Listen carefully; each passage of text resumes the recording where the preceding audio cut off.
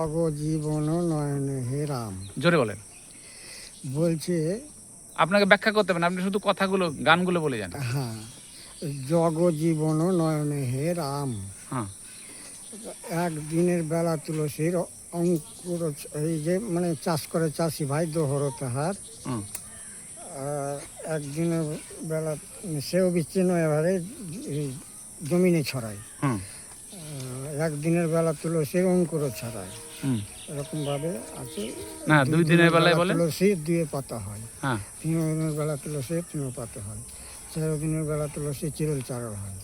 5 দিনের বেলা তুলসী পঞ্চপূজা খায়। 6 দিনের বেলা তুলসীর ষষ্ঠী পূজা খায়। 7 দিনের বেলা তুলসী সাথে সপ্তমী করায়। 8 দিনের বেলা তুলসী 8 কাঠে যায়।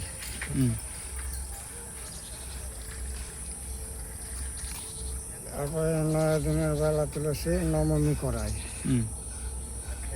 10 দিনের বেলা